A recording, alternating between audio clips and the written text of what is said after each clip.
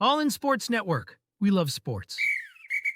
Well, it is Saturday, October 26th, and the Texas Longhorns have beaten the Vanderbilt Commodores 27-24. This is our immediate reaction right here on All In Horns, your daily fix for Texas Longhorns. I'm Tanner Carlson along with Jake Jimerson, and an ugly game. There were parts of it, really the first half, that looked very good for Texas, seemed to be rolling. Things didn't necessarily continue on that track. In the second half, was outscored 14-6. In the third and fourth quarter, Vanderbilt made a bit of a comeback, made the game closer than really, I think, what a lot of Texas Longhorn fans would have liked. I think what the team would have liked, what the coaching staff would have liked. But a win is a win at the end of the season. I put an X tweet post out there right before kickoff of this year's motto: just win the damn game. Texas did exactly that, Jake. Yeah, I mean, we've discussed it on this podcast regularly. What team in college football this year doesn't have a very ugly win? I think every team other than Indiana and Oregon has a loss. There may be some other smaller schools, but Oregon did Army end up winning today or play today, or I don't know. Army's yeah, I'm not sure about Army. That's talking about a little bit of a different level of football, as Navy showed in that Notre Dame game. But you look across the country and every team has had ugly wins this year. And I saw a lot of, as every week, discussion on social media between Texas fans. And I saw one common theme I saw was people saying this is an unserious team. And the question I would pose, and if you have if you have an opinion on this, post it in the comments. Who is a serious team this year?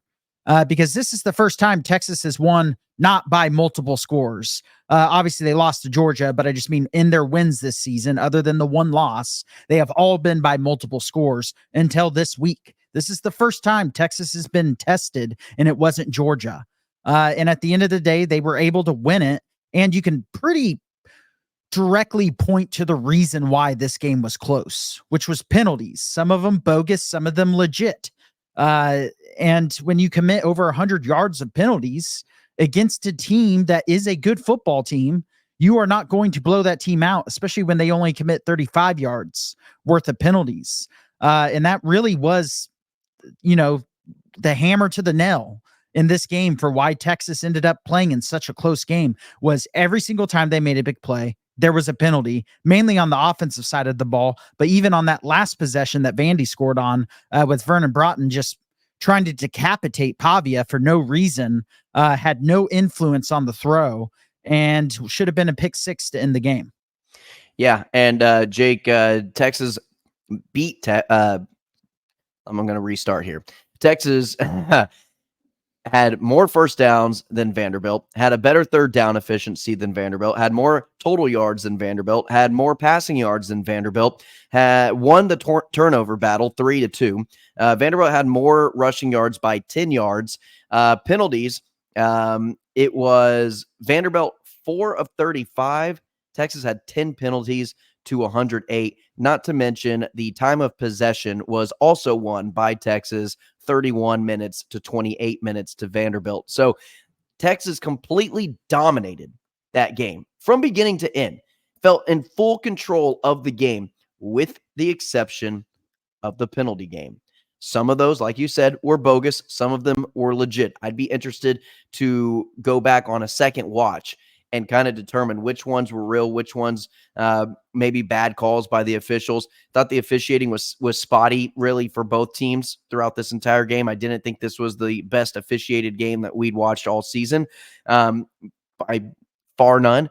However, Texas does come away with this thing, but and it's not penalties. Not that there's any time for a good penalty, but it's dumb timing, poor timing penalties of, you get a 15-yard gain, you get a first down on a third down conversion, you do this, you do that, and it comes back, and you got a holding penalty, and it's like, golly, man, we just got a 10-yard gain on 3rd and 9, and now it's going to become, a 3rd and 19 is what we're looking at. Like, we can't have those types of things happen if you want your football team to have any type of lasting success. And I think that's really what kept Vanderbilt in the game for the most part. The defense looked good. I thought overall the defense looked very well. And like you said, it should have been a pick six to end the game. It was a stupid penalty by Broughton. Should have never happened. It happened about a second after the fact that Pavia threw the ball. It ends up being much closer than probably what it should have been. That's a 14-point turnaround if you want to look at it that way. Should have been a pick six. Texas probably should have 35 points on the board, and Vanderbilt should probably have 17. Yeah, I don't even think there's a question. The defense was dominant in this game. Vanderbilt had very little to no success running the football. They averaged less than 4 yards a carry. They were in third and long consistently. We talked about how great they were at third down this season, one of the best teams in the country, and they've done that against some good competition. They were 3 of 12 today from first down. Texas, on the flip side, was 9 of 15. It's incredible to have that type of third down success on the offensive side of the ball and only put up 27 points. But that goes back to the penalties and then obviously the turnovers, which is another bit that, why this game was close. It is very simple. 2 things: penalties and turnovers. Obviously the two tip passes. The first one I don't really put on Quinn. The second one, he knows that guy is right there. He cannot bullet that pass. He's either got to lob it or pump fake it and then try to get out of the pocket and either throw it away or then look downfield. But that first one I wouldn't put on him, but it doesn't matter. It's still a turnover. And at the end of the day, that's what cost them the Georgia game, and it nearly cost them a game that they had no business losing today, because just consistently giving the other team the ball on your side of the field is a recipe for disaster. And thank goodness Texas has, at the start of the year, we thought this was going to be a better offensive team than defensive football team. This is a better defensive football team than it is offensive. I think it's the best defense in the country. Yeah, Jake, I think you're right. If one of my keys to victory was complementary football from the defense and the offense and the special teams. The special teams is doing no favors to either side of the ball, whether that be defensively or offensively. The special teams is by far the weakest point of this team. The offensive line did not complement Quinn Ewers' performance tonight. I think that whole who do you need to start going forward thing between Arch and Quinn, it was settled today. Quinn played fine. I didn't have any issue with Quinn's performance today outside of any time he did have a quote unquote bad play, which you're allowed those in a game, by the way. You're not going to play perfect every single game against a good opponent in Vanderbilt.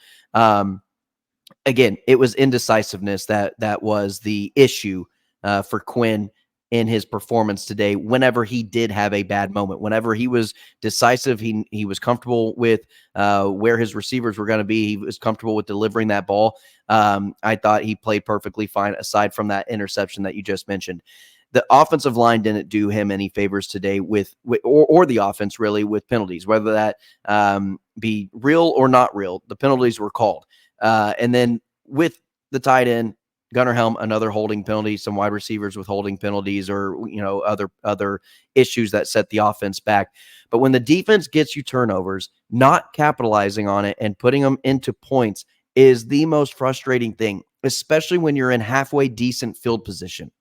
And I think there were on Texas's first 2 turnovers. Did Texas even score on a turnover today? No, it wasn't until the third.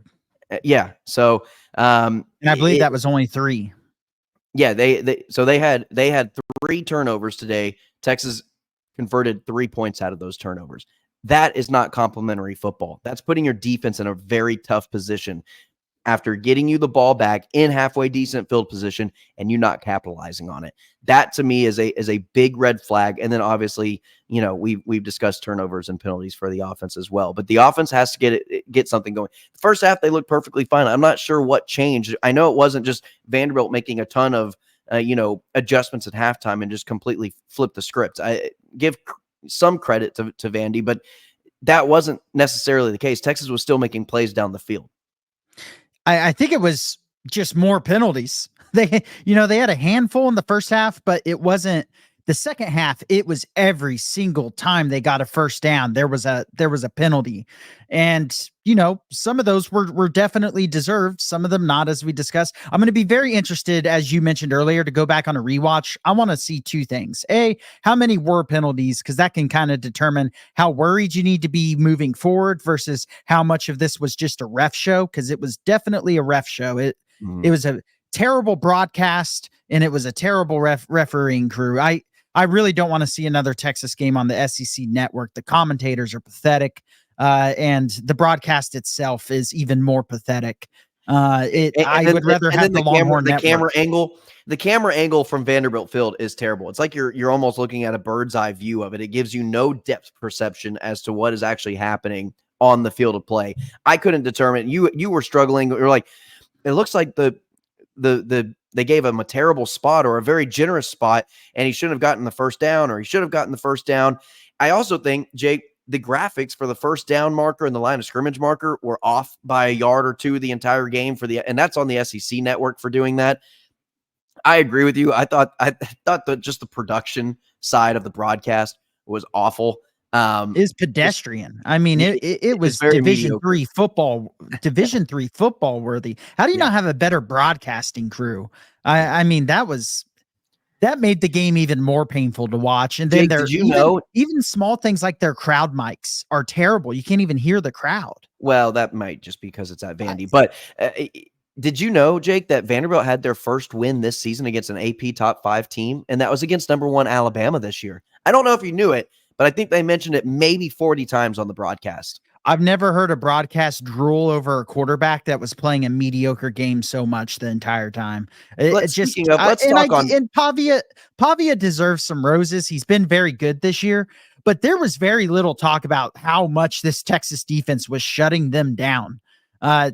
Vanderbilt never really moved the ball consistently because Texas won the time of possession battle in this, despite the fact that the offense was a complete mess in the second half. The first half, the offense I thought was very good.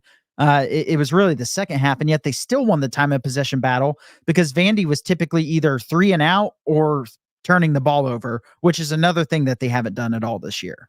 Diego Pavia, 16 completions, 29 attempts, 143 yards averaged per completion, 4.9 yards per catch, 2 touchdowns through the air, and 2 interceptions. Could have been very well 3 without the negated targeting penalty against him. 16 carries, 67 yards. That's good for 4.2 yards per carry and 1 touchdown on the ground as well.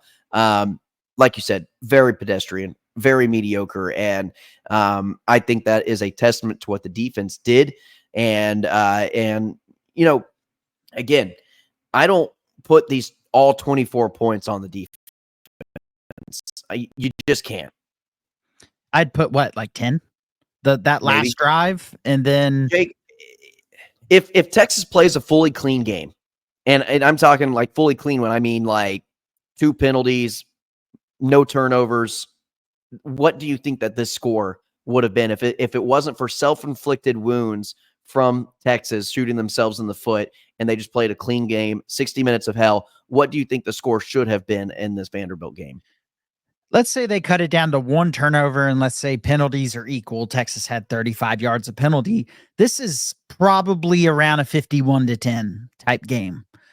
Texas was the much better team. I thought they had a better game plan than Vanderbilt did on both sides of the ball. And it just came down to if Texas could just stop shooting themselves in the foot, this game it seemed like it was put away at halftime. And then at the start of the third quarter, it felt like it was put away. I honestly never felt like Texas was going to lose this game. I never was worried, even when Vanderbilt had a chance to tie it. You had texted me tie game Vanderbilt, and I got to call you out on that. Hey, that's fine. What did I text you right back? Vanderbilt does not have the ball on the Texas side of the field. They're not doing anything. And then they didn't do anything. And they didn't do anything. And you said this is the best defense in the country. Trust the defense. So that was your response to me slightly overreacting to Texas's inability to move the ball on offense. So, Jake, if this game was played cleanly by Texas, we have yet to see Texas play cleanly except for the last I'd say 3 quarters. The second quarter, third quarter, and fourth quarter of the OU game were, fairly clean, I think, for the most part. Oklahoma has ended up being a just dumpster fire of a team this year. Not very good. Mississippi State, the bottom feeders of the SEC this year. Michigan, not a very good football team this year at all. In terms of this game, you say maybe a 51-10 victory if Texas plays a clean game. Is there any cause for concern, considering it did actually finish as a 27-24 game, of this team moving forward and what they can do in terms of legitimacy in the SEC, making a run to the title game and a run into the playoffs? I would once again point you to what team has looked very clean in every single win. I just, if there was a couple teams in the SEC just looking completely dominant, but there's not. Georgia's looked beatable at times this year. We'll see what happens in this LSU A&M game tonight. But there hasn't been a team that's just looked clean in all these wins. And at the end of the day, this was a top 25 win on the road. I'm not going to they're 7-1 heading into the bye week. In Oklahoma, yes, they're not a very good team. Their defense is very good. They had Ole Miss on the ropes for a time period today. Ole Miss was able to pull away in the second half, but Ole Miss is another team that you would think it would be competing to try to get to the SEC title game. They haven't looked that clean or good this year, and LSU just rushed the field last week for barely beating them. So I will result back to your own words. This is a season where it has shown more than any other season we've seen in recent memory. Just win.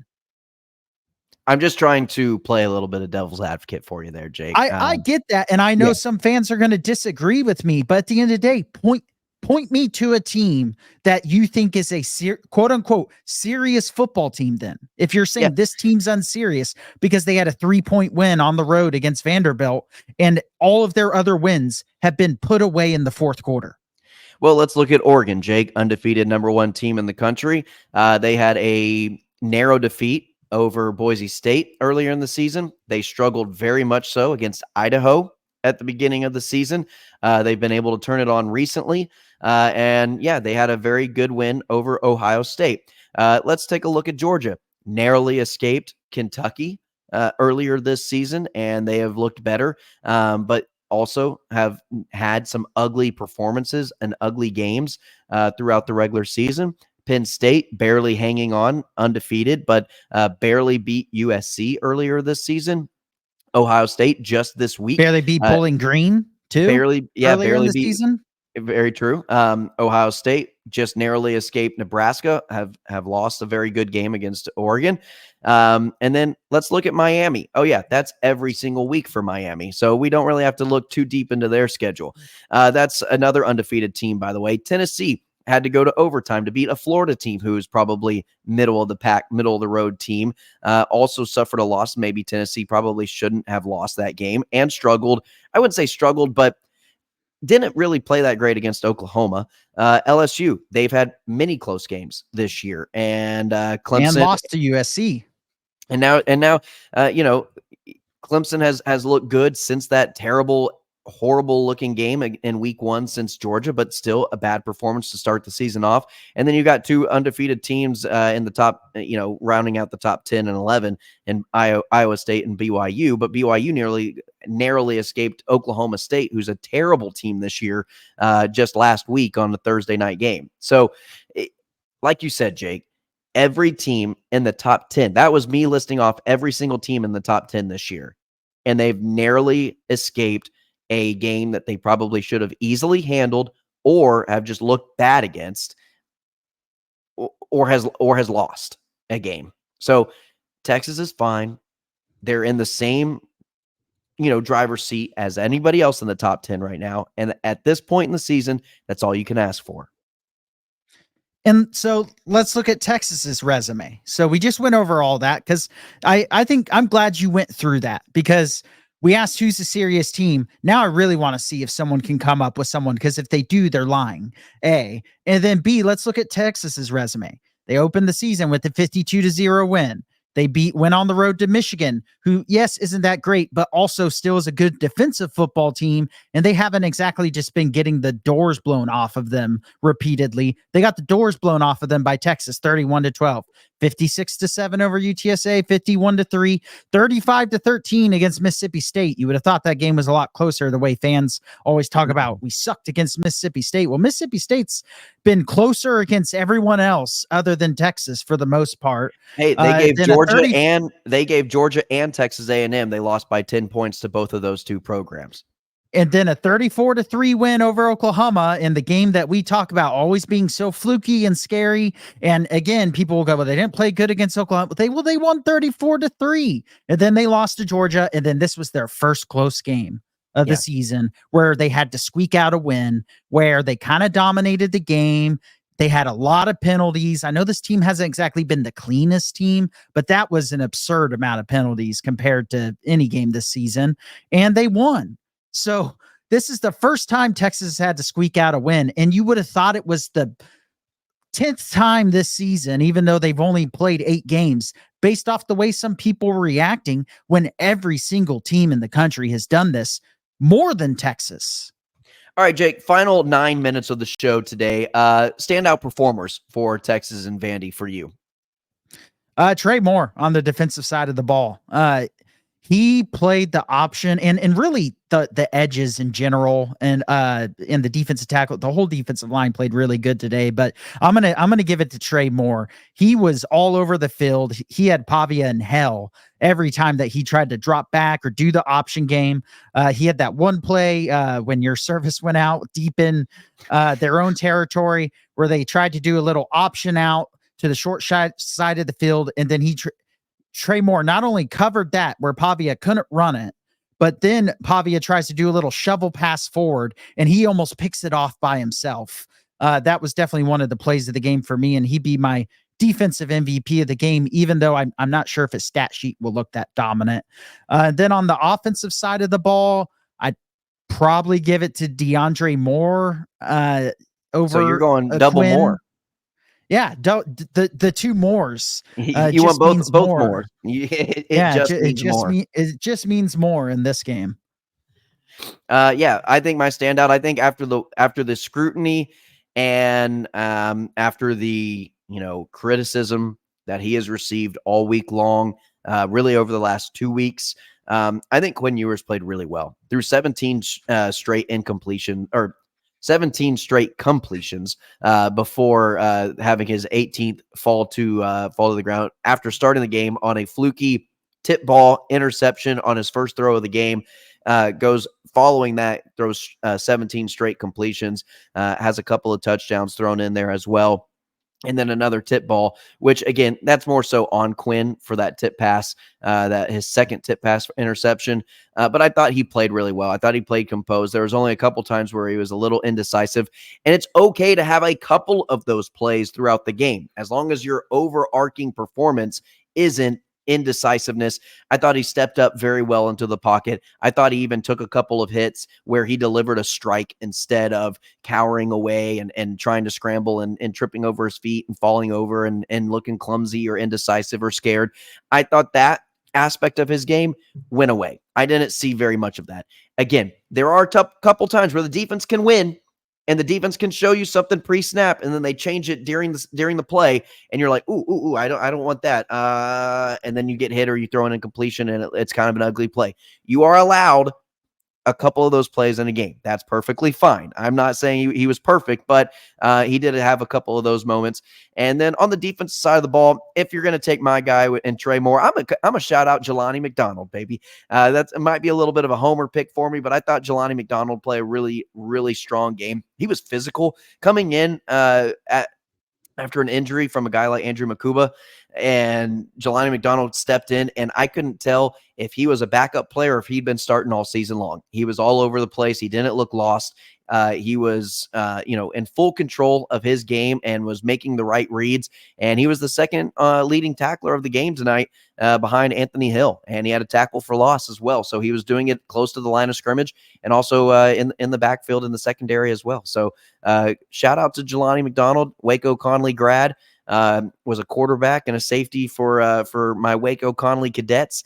And so, I'm going to shout out Jelani for stepping in that role and playing a solid game. If not for Vernon Broughton, you would have really had a Waco Connolly I know, game with because Kobe Black Kobe had that Black pick six. Yep. And so, but that would have been a lot of fun. Yeah, I thought Jelani McDonald was excellent tonight. And to your point on Quinn, you could tell that it was really stressed this week about stepping up into the pocket, stepping into your throws. He did a much better job. He had a beautiful deep ball, by the way, because that's what I was getting really mad at. Beautiful deep ball to DeAndre Moore. And his first incompletion, by the way, after those 17 straight, was a blatant pass interference that was not called on Ryan Wingo. And I kind of let it go at the time, but then they called on one of Vandy's touchdown drives, they called a pretty terrible defensive pass interference, in my opinion. It was 50-50 on Muhammad in terms of offense and defensive hand checking. They were both there. You either don't throw a flag or you throw an offsetting call, in my opinion, especially when you don't make that call earlier in the game where Wingo is just trying to get back to the ball and he has a guy grabbing his neck. Again, the refs were horrendous. Texas was undisciplined and the refs were horrendous. Both things can be true in this game, and I thought both those things were true. And I think that's how you get 10 penalties called for over 100 yards of penalties, because I think that was the perfect formula for it. I'm going to complain about one more call because it was one of the worst calls I've seen all year. The holding call on Kelvin Banks, the first one. I haven't gone back and seen the second one that they called, but if you call holding on Kelvin Banks, I'm just going to instantly be suspect now, because that first one, he didn't even remotely hold a guy. He just drove a guy to the ground by getting really low. He just put his head down and drove him and was bear crawling. He didn't even have his hands on him. Yeah. It was one of the worst calls I've ever seen. And that's still going to be something that this Texas coach, I guarantee with this bye week, they are going to be, every single time Texas has a game where they do one particular thing really bad, this coaching staff has typically been pretty good about shoring that up. And with the bye week coming at the perfect time, by the way, to get a little healthier and start to figure out some of these miscommunications that happened on the offensive line. One of the sacks was a miscommunication where Hayden Connor just did not do the correct slide protection, which is not something I expect from Hayden Connor. He is normally Mr. Fundamentals and Mr. Communication when it comes to pass protection, especially. But they got to get this right side of the offensive line figured out. I thought Cam Williams had another pretty poor game for the most part. Yeah. He had a bad penalty early on that I do think was a penalty. I'll have to go back and watch it. That was a personal foul. After the play, it looked like he kind of took the guy's helmet off, basically. And he got beat several times. When there was pressure, it was coming from that right side. And I don't think they've quite figured out who their starting right guard is between DJ Campbell and Cole Hudson as well. Yeah, I feel like there's a lot of a communication issue with the offensive line. And I think if that gets not something I expect from this offensive line. This is a veteran group that's played a lot of football together. And so that shouldn't be an issue. However, I think we find ourselves with that issue going into a bye week, hopefully against a Florida team that Texas outmatches. But playing better football. DJ Lagway has that team playing pretty good. But we're going to have plenty of time to get into the Florida game. Texas, again, ladies and gentlemen, wins this game 27-24 over Vanderbilt. And just a reminder, they beat Vanderbilt and had won every statistical category you can compare the two teams in, with the exception of 10 less rushing yards and penalties. Texas dominated this game. Don't let the final score fool you. However, the final score is the only thing that matters the most. And one thing I want to do when we go back and watch this game, I not only want to watch the plays they got penalties on, I want to see how many yards they were getting on those plays where penalties were called that got called back, because there were several runs of 10 plus yards. You look at their running total, and they ended up averaging just under 4 yards, or actually well under 4 yards a carry at 3.1 yards per carry. I want to see what they would have averaged if they just didn't commit so many penalties, because they had to have 4, maybe 5, 10 plus yard runs, or 8 8+ yard runs that were called back to holding calls. And so if you just get rid of that, I think the run game would have had a pretty good game. But instead, it wasn't a good game from the run game because of all the holding calls. Yeah, it felt like Texas had a pretty solid ground attack. It was 17 rushes for Trey Wisner, 10 rushes for Jaden Blue, a good balance between the two for 104 yards, but that's also not counting the sack yardage from Quinn Ewers, who lost 20 yards on 5 sacks. So, Jake, that's going to do it for our show today. We have a bye week coming up. That doesn't mean we take any days off. We are still going to release these episodes all week long next week. We're going to try to set up a couple of interviews for you to help pass the time a little bit. But we are also going to have a deep discussion, more so on a nationwide level, in terms of what these playoffs look like, what the SEC looks like, and what Texas can expect coming up from Florida in a couple of weeks. So with all that being said, Jake, any final thoughts? Hook 'em. Hook 'em. Tuesdays through Fridays, these episodes come out at noon, and then also our immediate reactions on Saturday. And as always, ladies and gentlemen, this is All In Horns, brought to you by Rogue Sports Network. And like, share, subscribe. We are on every streaming platform you can think of. You can find us there. So please give us a like, give us a share, give us a comment, give us a subscribe, give us all the things, and we can continue to make great Texas Longhorn content for you. Your daily fix for all things Horns right here on All In Horns. Hook 'em. All in Sports Network. We love sports.